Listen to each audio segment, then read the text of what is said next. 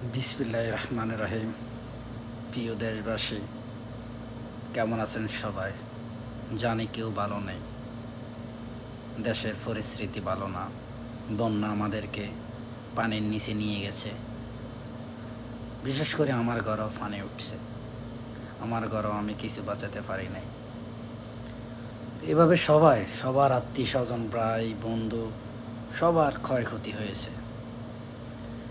তারপরও মানুষ বাস্তব মেনে নিয়ে এই পানির সাথে যুদ্ধ করতেছে। কিন্তু এছাড়াও আর একটা কথা আছে, দেশে কি চলতেছে এগুলো, কে আওয়ামী লীগ করছে, কে বিএনপি করছে, তাকে মারো তাকে কাটো, এগুলো তো আগে দেখি নাই। বিএনপি সরকার দেখেছি আমি, আওয়ামী লীগ সরকার দেখেছি আমি, মঈনুদ্দিন ফখরুদ্দিন দেখেছি আমি, এখন ডক্টর ইউনূস আমি দেখতেছি।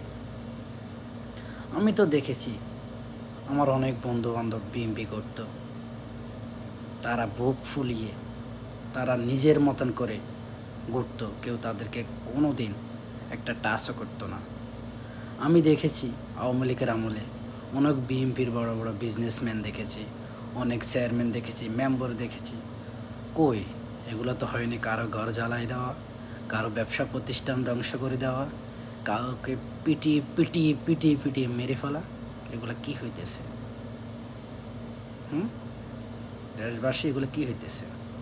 হ্যাঁ, আওয়ামী লীগ সরকার টানা 14-15 বছর ক্ষমতা ছিল, তারা অনেক ভুল ত্রুটি করেছে। ওটা আপনি আদালতের মাধ্যমে তাদেরকে ফাঁসি দেন, তাদেরকে মৃত্যুদণ্ড দেন, তাদেরকে ক্রস ফায়ার দেন, এটা আদালত আছে। কিন্তু আমরা যে মিলে দেখতেছি সারা বাংলাদেশে আইন নিজের হাতে তুলে নিতেছে, এটা কিন্তু ভালো না, বুঝছেন? আজ আমাদের নতুন সরকার বসেছে, অন্তর্বর্তীকালীন সরকার। ওনার সর্বপ্রথম উচিত ছিল বাংলাদেশে যে হত্যাকাণ্ডগুলো হইতেছে, যে ঘর বাড়িগুলো জ্বালানো হইতেছে, যে ব্যবসা প্রতিষ্ঠানগুলো জ্বালানো হইতেছে, এগুলো তো দেশের সম্পদ।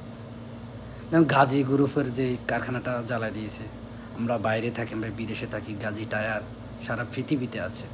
এখানে লক্ষ লক্ষ শ্রমিক আছে, এখানে আওয়ামী লীগ কাম করে, বিএনপি কাম করে, জামাত কাম করে, সবাই কাম করে। কিন্তু ও জ্বালা দিয়ে কি আপনারা বার্তা দিতেছেন?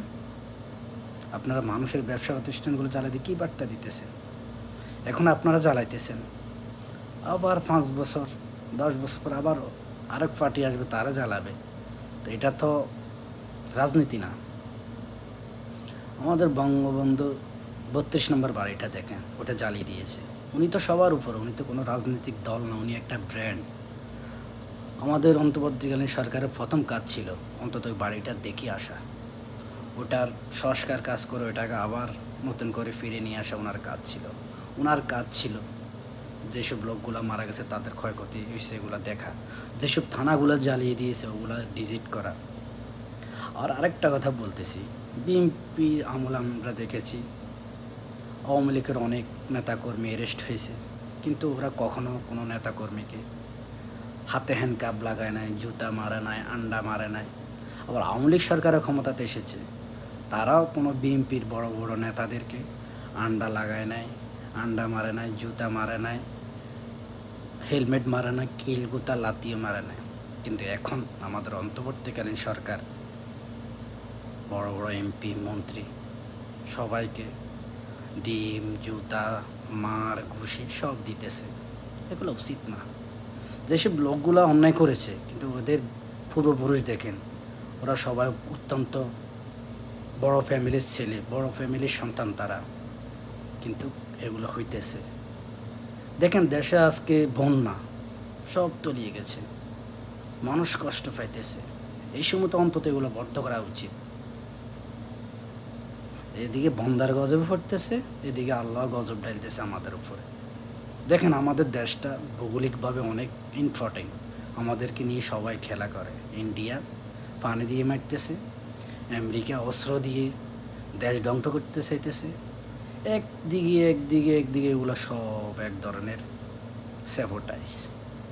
তো আমি আমার প্রিয় দেশবাসী, ভাই বন্ধু, আওয়ামী লীগ, বিএনপি, জামাত সবাইকে বলবো, আমরা নিজেরা এগুলো নিয়ে জড়াইয়ে দেশটাকে ভালো রাখি। আমরা বাইরে কাজ করি, অনেক কষ্ট পাই, 20 ঘন্টা 18 ঘন্টা 14 ঘন্টা ডিউটি করি, ব্যাংকে টাকা পাঠাই, ওই টাকা বাংলাদেশে যায়, ওই টাকা দিয়ে আজকে সরকার বলেন আমাদের সব কিছু হইতেছে। দেখেন আমরা বাইরে আসি, আমরা দেখি যখন বলি আমরা বাংলাদেশ, হ্যাঁ তোমাদের দেশে মেট্রো রেল আছে, তোমাদের দেশে সমুদ্রের নিচে রোড আছে, তোমাদের এক্সপ্রেসওয়ে আছে, তোমাদের উড়াল সেতু আছে, তোমরা অনেক উন্নত হয়েছো। কে করেছে ওটা জানার বিষয় না, কিন্তু এটা তো আমাদের কষ্টের টাকা দিয়ে করতেছে। এগুলো ক্ষতি করে, এগুলো ধ্বংস করে কোনো লাভ নাই। আমাদের স্যাটেলাইট আছে, আমরা অনেক পাকিস্তানিদেরকে বলি যে আমাদের দেশ অনেক উন্নত, তোমাদের দেশকে। আমাদের 1 টাকা তাদের 75 টাকা, এরকম ব্যবধান হয়েছে। তো আজ আমাদের ওই দেশটাকে আমরা ধ্বংস করে দিতেছি। তো আমাদের সবার উপর অনুরোধ রইব, আমরা এসব হিংসা হানিতে না যাইয়ে দেশটাকে ভালোবাসি। আসসালামু আলাইকুম।